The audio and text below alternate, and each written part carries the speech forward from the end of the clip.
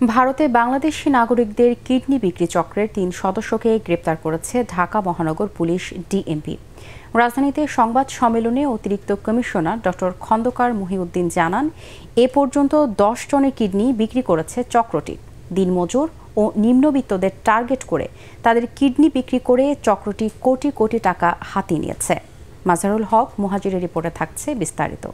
Vision এসে নিয়ে এলো মানিব্যাগ গ্যারান্টি অফার। ১ মাস ব্যবহার করে সন্তুষ্ট না হলে সম্পূর্ণ টাকা ফেরত।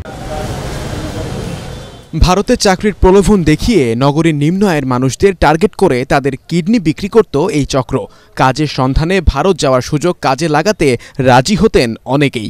পরে তাদের পাসপোর্ট আটকে জিম্মি করে ভয় ভীতি দেখিয়ে কিডনি সংগ্রহ করত চক্রটি। রবিন নামের এক ভুক্তভোগীর দায়ের করা মামলা তদন্তে নেমে চক্রের এই ৩ জনকে গ্রেফতার করে নগর পুলিশ। ব্রিফিংয়ে ডিএমপির অতিরিক্ত কমিশনার ডক্টর খন্দকার মহিউদ্দিন জানান, জিম্মি করা ভুক্তভোগীকে একটি কিডনির জন্য সর্বোচ্চ ৫ লাখ টাকা দিত চক্রটি, কিন্তু যিনি কিডনি কিনেছেন তার কাছ থেকে নেওয়া হতো ৫০ লক্ষ টাকা। অভিযোগের ভিত্তিতে ২ জন আসামিকে গ্রেপ্তার করা হয়। জায়গায় আমরা ২৫ লাখ পাই, কোনো জায়গায় ৪০ লক্ষ পাই। খুব স্ট্রেট কোনো জায়গা নেই। সবচেয়ে বড় ব্যাপার হচ্ছে ডোনার, তাকে খুব ঠকানো হয় এবং তার পরিমাণটা খুবই সামান্য।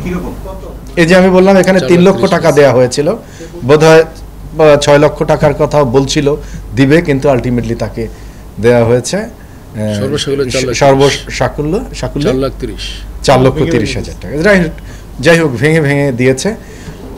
সেই কারণে তাদের আমি মনে করি যে পরবর্তীতে অনেকেই উপলব্ধি করে যে এটি তার ইচ্ছার বিরুদ্ধে সংগঠিত হয়েছে। পুলিশের এই কর্মকর্তা জানান, দীর্ঘদিন ধরে বাংলাদেশ থেকে লোক সংগ্রহ করে ভারতের কলকাতা ও গুজরাটে তাদের অঙ্গ প্রত্যঙ্গ বিক্রি করত চক্রটি।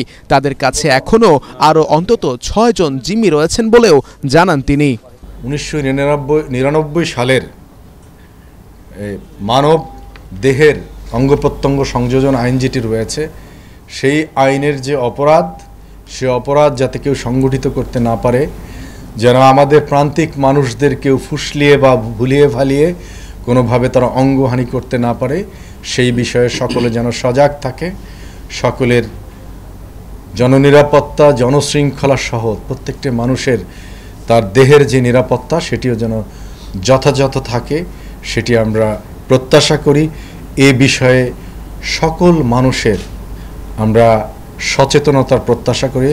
আপনাদের মাধ্যমে আমরা চাই যে প্রতিটি মানুষ যেন দেশের প্রচলিত আইনের মধ্যে থাকে এবং তাদের স্বাস্থ্য এবং দেহের সুরক্ষা থাকে।